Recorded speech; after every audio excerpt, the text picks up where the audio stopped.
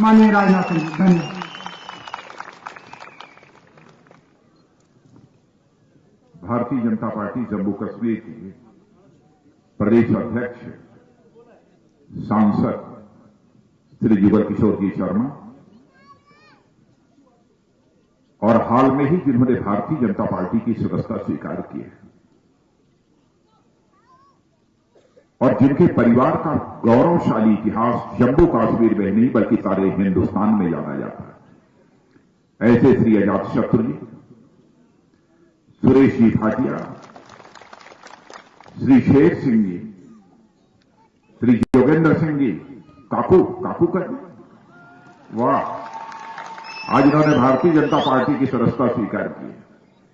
श्री रंजीत सिंह, श्री नीलकंठ जी, श्री कुलभूषण जी भारद्वाज हरियाणा, श्री सूरज सिंह जी, श्री अनिल शर्मा ने भी ज्वाइन किया है और श्री नंद किशोर जी शर्मा। यहां उपस्थित मेरे सभी सम्मानित बहनों एवं भाइयों, संभवतः यहां पर किसी सार्वजनिक सभा को संबोधित करने के लिए पहली बार आया। क्यों जुएल जी, इसके पहले नहीं आए थे आप?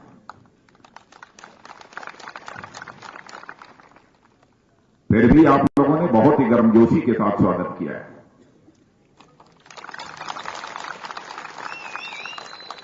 लेकिन भारत की परंपरा है और शिष्टाचार का तकाजा भी है, स्वागत और सलाम दुआ कभी एक तरफा नहीं होना चाहिए। इसलिए मैं भी अपनी तरफ से आप सभी बहनों भाइयों का हार्दिक अभिनंदन करता हूं, आप सभी का मैं स्वागत करता हूं। और बहनों भाइयों, इस मंच पर श्री अजातशत्रु सिंह जी को देखकर मुझे बेहद खुशी हुई।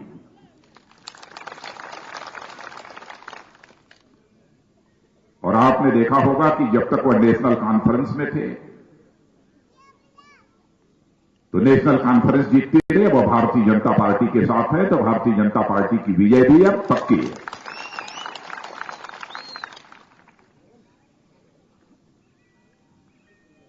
और मैं जानता हूं इस क्षेत्र के बारे में मुझे बताया भी गया है।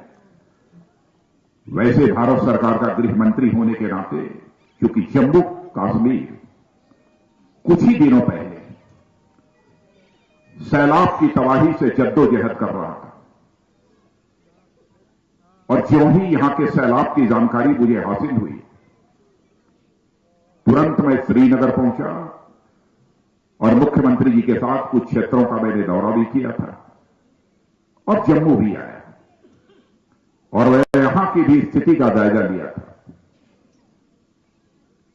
और आपको याद होगा कि तुरंत यहां से वापस होने के बाद शाम को जब मैंने प्रधानमंत्री जी से अनुरोध किया कि जम्मू कश्मीर की इस सैलाब की तबाही से हालत काफी बिगड़ चुकी है, तुरंत कुछ किया जाना चाहिए,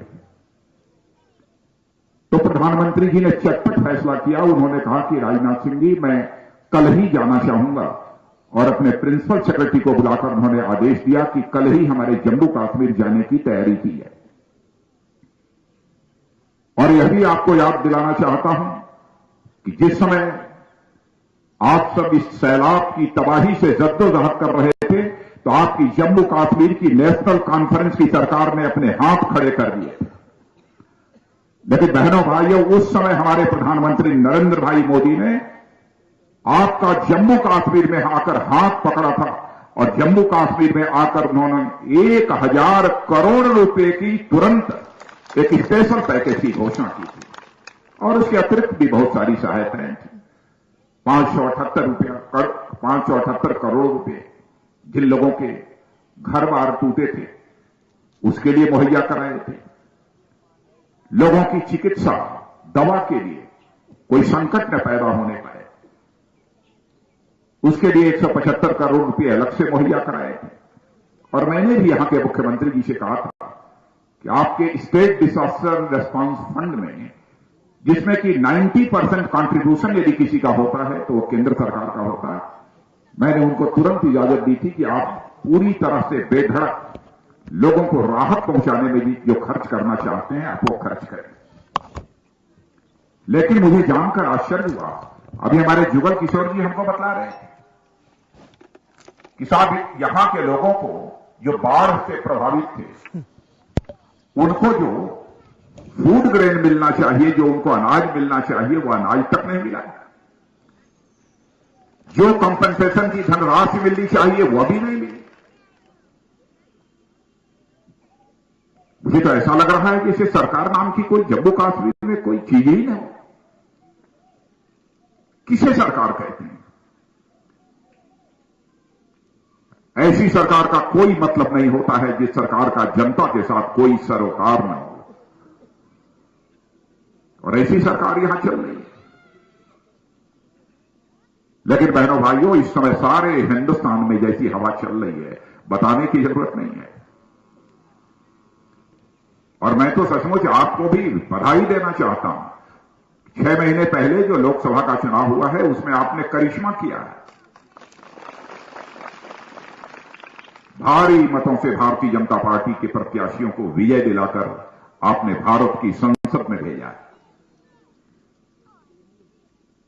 और आपने देखा कि उसके बाद जो जो चुनाव हुए हैं, अभी हाल में ही हरियाणा राज्य का चुनाव हुआ, महाराष्ट्र का चुनाव हुआ।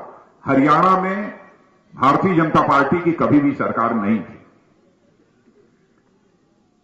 और लोग मानते भी नहीं थे कि यहां पर भारतीय जनता पार्टी की क्लियर मेजॉरिटी के साथ सरकार बन जाएगी। महाराष्ट्र में भी कभी भी क्लियर मेजॉरिटी के साथ भारतीय जनता पार्टी की सरकार नहीं थी। लोगों का मानने को तैयार नहीं होते थे। लेकिन आपने देखा कि दोनों स्थानों पर, हरियाणा और महाराष्ट्र में, भारतीय जनता पार्टी ने सरकार बनाने में कामयाबी हासिल की।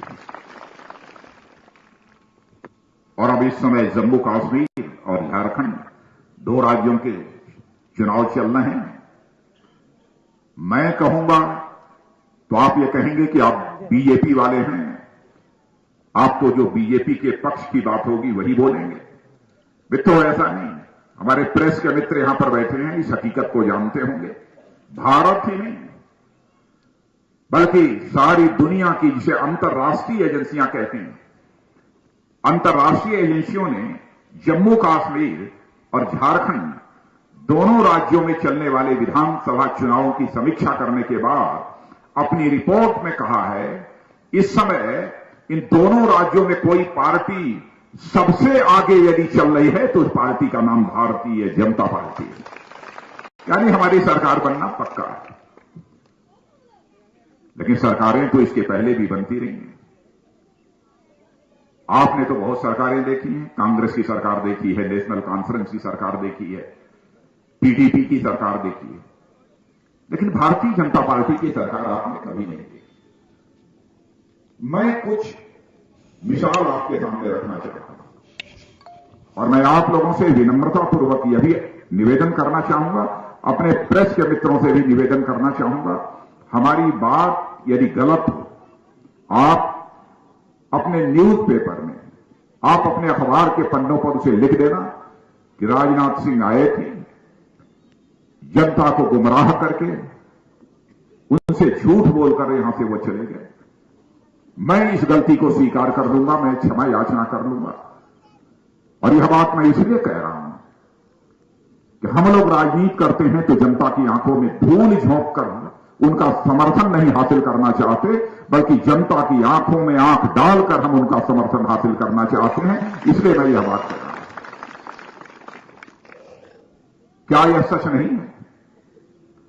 स्वतंत्र भारत के इतिहास में, आजाद भारत के इतिहास में लगातार 6 वर्षों तक 98 से लेकर 2004 तक महंगाई को बांधे रखने में यदि किसी राजनेता ने कामयाबी हासिल की तो उस राजनेता का नाम है पंडित अटल बिहारी वाजपेयी। क्या यह सच नहीं है कि आज के 6 महीने पहले जो लगातार 10 वर्षों तक इस हिंदुस्तान में कांग्रेस की सरकार थी, तो उस कांग्रेस की सरकार के रहते हुए लगातार 10 वर्षों तक महंगाई बढ़ने का सिलसिला जारी था। यह सच है कि नहीं? कांग्रेस के शासनकाल में महंगाई बढ़ी है कि नहीं बढ़ी है? क्या यह सच नहीं है कि कांग्रेस के शासनकाल में हर महीने 2 महीने पर पेट्रोल और डीजल की कीमतें बढ़ जाती थी? क्या यह सच नहीं है कि आजाद भारत का कि सबसे बड़े घोटाले यदि किसी के शासनकाल में हुए हैं, बहुत बड़े बड़े स्कैम लाखों करोड़ रुपए के लिए हुए हैं, वह कांग्रेस के शासनकाल में हुए। लेकिन क्या यह सच नहीं है? ये पिछले 6 महीनों से हमारी सरकार आई है तो इस हिंदुस्तान में महंगाई के घटने का सिलसिला प्रारंभ हो गया है। क्या यह सच नहीं है कि जब से हम लोगों की सरकार आई है हर महीने पेट्रोल और डीजल की कीमतों में गिरावट आ रही है? क्या यह सच नहीं है कि भारत का मस्तक जब से हमारी सरकार आई है सारी दुनिया में ऊंचा हुआ है? क्या यह सच नहीं है? क्या दुनिया के सभी देश के नेताओं की जुबान पर यदि किसी एक नेता का नाम है तो हमारे भारत के प्रधानमंत्री नरेंद्र भाई मोदी का नाम उनकी जुबान पर है। और मैं एक घटना की आपको याद दिलाना चाहता हूं, शायद यहां अखबारों में वो प्रकाशित हुआ था कि नहीं, मैं नहीं कह सकता हूं। देखिए, दिल्ली में हुआ था। बहनों भाइयों, मैं गया था चुनाव होने के, लोकसभा का जो चुनाव हुआ है मई में, तो उसके 9 महीने पहले लगभग मैं अमेरिका गया। अमेरिका में गया, बहुत सारे हुक्मरानों से बातचीत हुई। वहां के कांग्रेस और सीनेट, जैसे लोकसभा और राज्यसभा होती है वैसे ही भारत में, वैसे ही वहां पर कांग्रेस और सीनेट होती। लोगों ने डिनर दिया, लंच दिया, बड़ी मेहमान नवाजी बहुत अच्छी तरह की। जब मैं चलने लगा तो उसने सीनेट के एक संसद सदस्य ने अलग ले जाकर मुझसे पूछा, वो लगता है कि हम लोगों के सिंपैथाइजर थे, सहानुभूत रखने वाले। उन्होंने पूछा, अंग्रेजी में पूछा, मैं हिंदी में उसको ट्रांसलेट करके बता रहा हूं।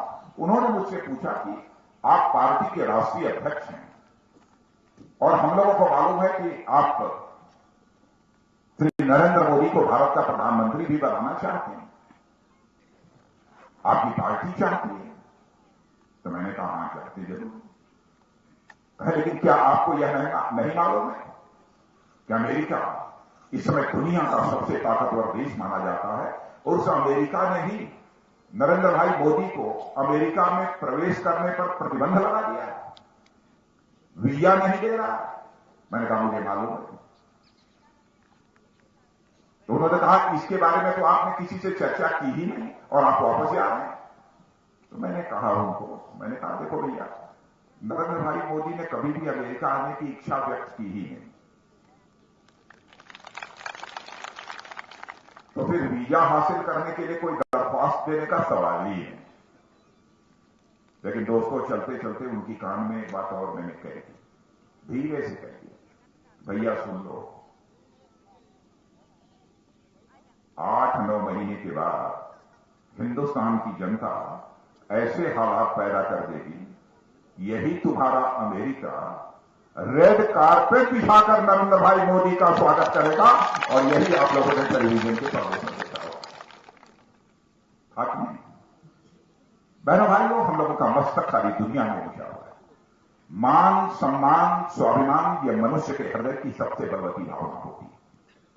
मनुष्य हर चीज से समझौता कर सकता है लेकिन अपनी स्वाभिमान से कभी समझौता नहीं कर सकता। इसीलिए जब मैं बैठा हुआ था और मुझे यह डोगरी पगड़ी जब पहनाई गई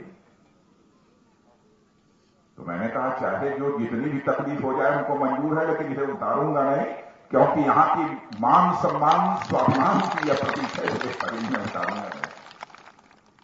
और यदि हमारे जुगल किशोर जी शर्मा जब डोगरी में बोलने लगे तो मैंने कहा, ये डोगरी में भी भाषण कर सकते हैं, तो क्या मैं डोगरी पगड़ी नहीं पहन सकता?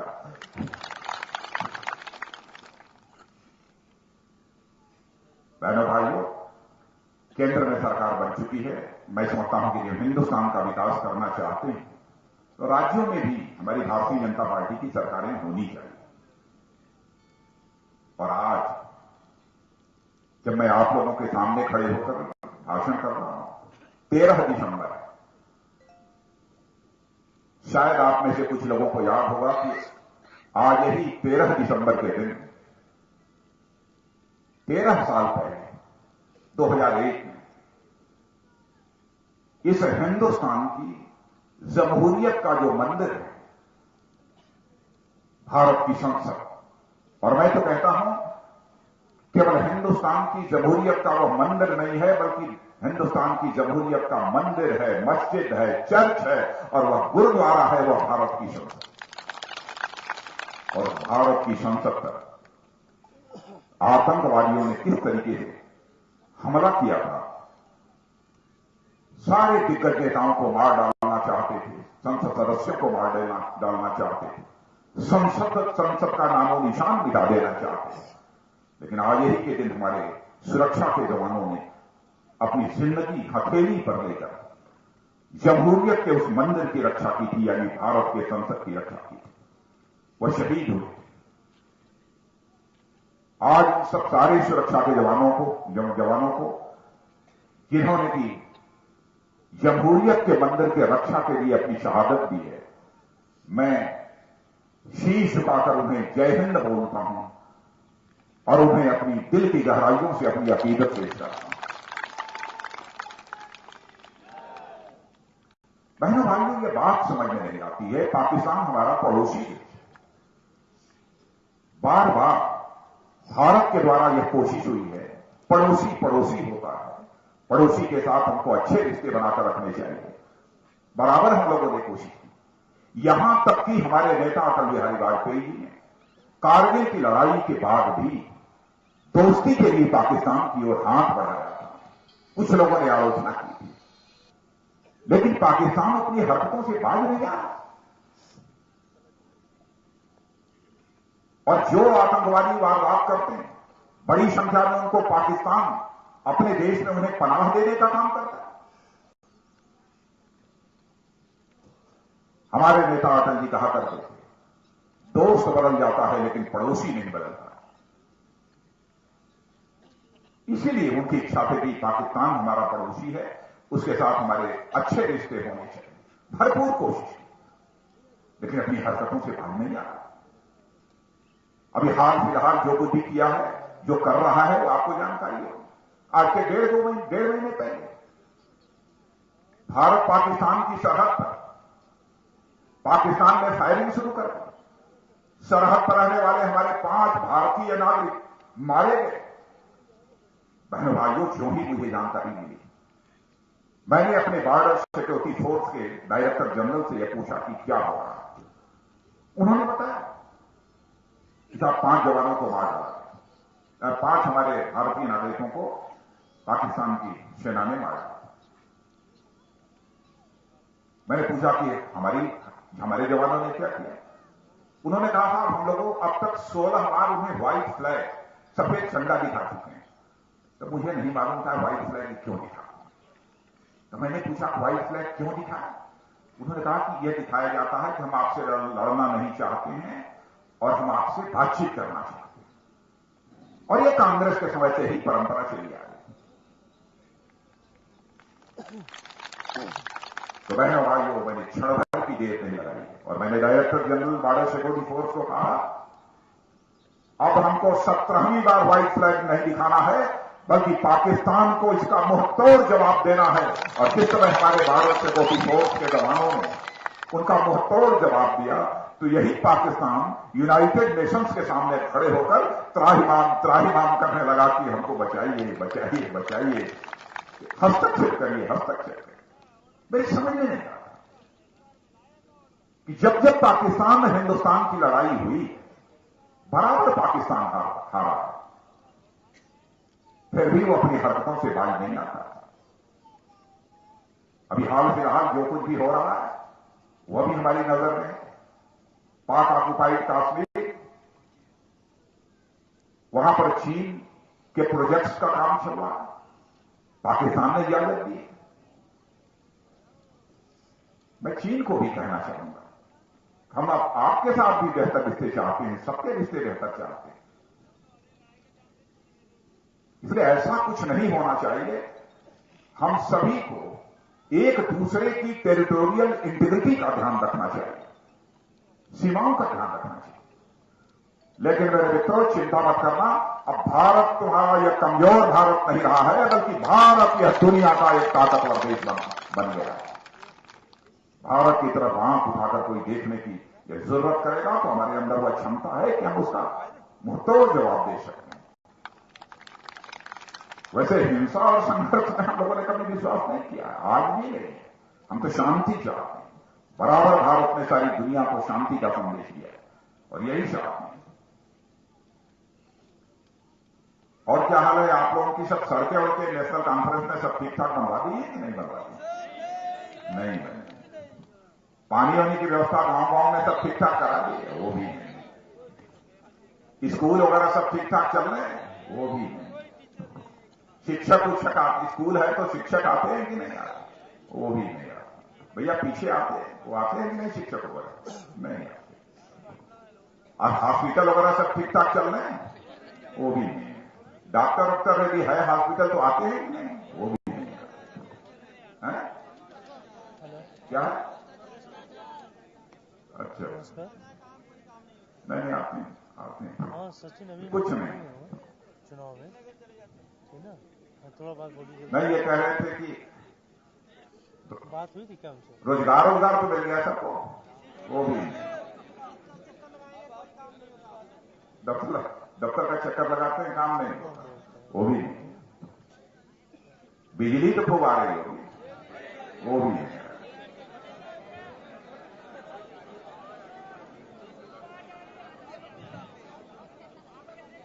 आज आ रही है, चलो तो मुझे लगता है मैं यहीं आके रहूं।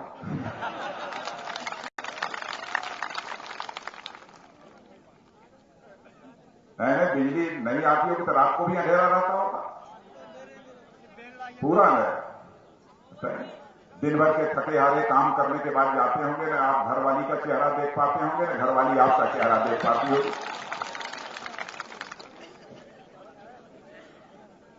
बाल बच्चे से को पहचान नहीं पाते होंगे, अंधेरे में कैसे पहचान? बहुत हालत खराब। माताएं बहनें हंस रही हैं कि नहीं? सही बात है। अच्छा ये बताइए कि बाढ़ के दौरान कोई राहत होता आप लोगों को? ये कुछ 50 किलो मुफ्त में मिलना था, कुछ मिला हुआ है कि नहीं? बिल्कुल नहीं। अच्छा ये कंपनसेशन वगैरह कुछ मिल गया कि नहीं? वो भी नहीं मिला। रोजगार वगैरह के मामले में क्या हालत है? यहाँ लोकल रिक्रूटमेंट जिसे कहते हैं भर्ती, लोकल भर्ती, यह पैरामिलिट्री फोर्सेज में हो रही है कि नहीं हो रही? नहीं हो रही।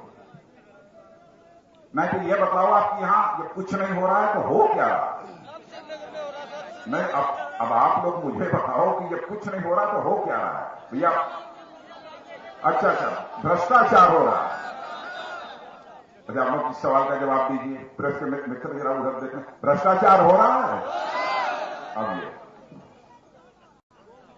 अच्छा, यहां पर कोई रोशनी स्कैम हुआ था 25,000 करोड़, 25,000 करोड़।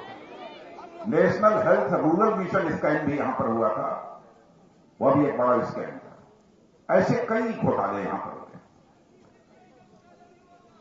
बीसीसीआई, हाँ क्रिकेट का ना, अरे वो भी मालूम है, वो भी मालूम है। लेकिन बहनों भाइयों, यह भी मैं बतलाकर जाना चाहता हूं, घोटालों के साथ जो कुछ भी इस मामले में हुआ है, भारतीय जनता पार्टी की सरकार किसी भी सूरत में समझौता नहीं करेगी। और मैं बतलाना चाहता हूं, यह जो घोटाले हुए हैं,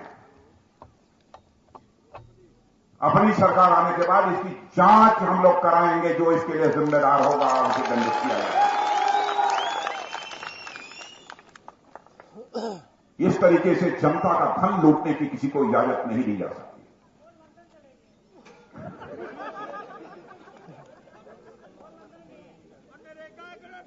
नहीं, उनकी बात छोड़िए।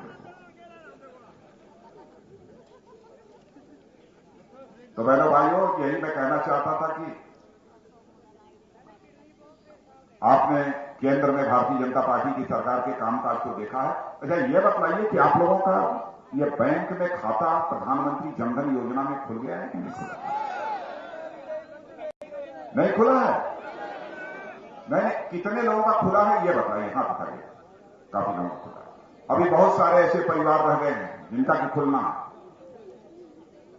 लेकिन आपको यकीन दिलाकर जाना चाहता हूं बहनों भाइयों, आगामी 6 महीनों के अंदर इस हिंदुस्तान में एक परिवार भी नहीं बचेगा जिसका कि बैंक में खाता न खुल जाए।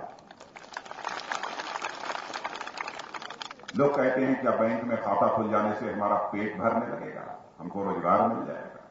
मैं मानता हूं पेट नहीं भरेगा, लेकिन जब सरकार के द्वारा जो भी रियायत, जो भी सुविधाएं, जो भी सब्सिडी मिलती है वो मिडिल मैन, बिचौलियों के माध्यम से मिलती है। अब जैसे हमारे स्टूडेंट्स हैं, पढ़ने वाले छात्र हैं, उनको स्कॉलरशिप मिलती है, कोई दूसरा देता है, स्कूल में दिया जाता है।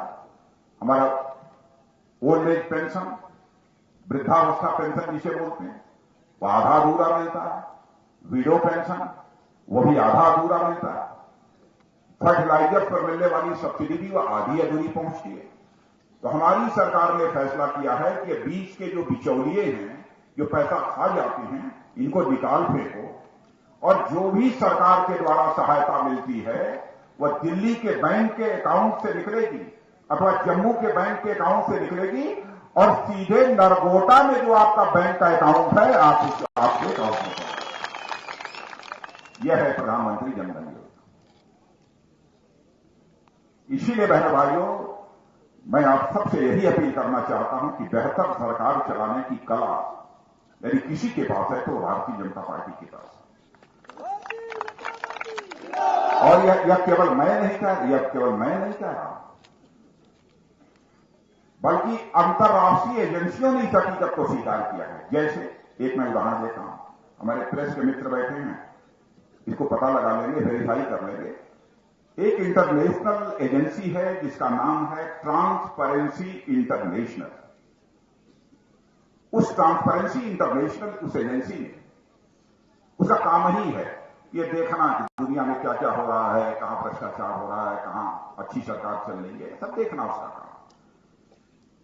तो उसने सर्वे के बाद यह बताया है कि यह केंद्र में बीजेपी की सरकार आने के पहले भारत भ्रष्टाचार के मामले में 94 इस स्टेप पर खड़ा था, इस पायदान पर खड़ा था भ्रष्टाचार के मामले में सारी दुनिया में।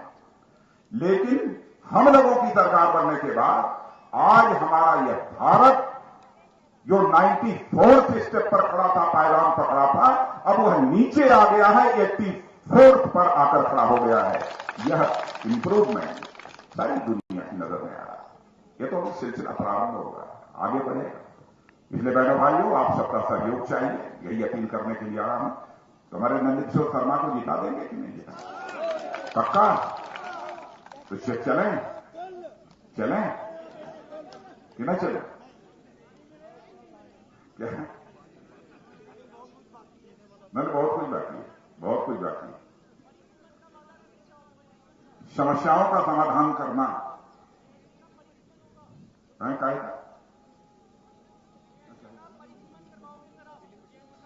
अच्छा, डिलिमिटेशन की बात है। नहीं, ये सब सारे मुद्दे हैं।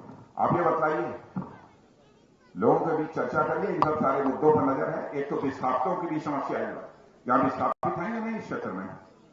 हैं लोग यहां बताइए, या यहां नहीं? इसलिए उसकी यहां पर चर्चा नहीं करूंगा, इसके पहले मैंने उसकी चर्चा की थी।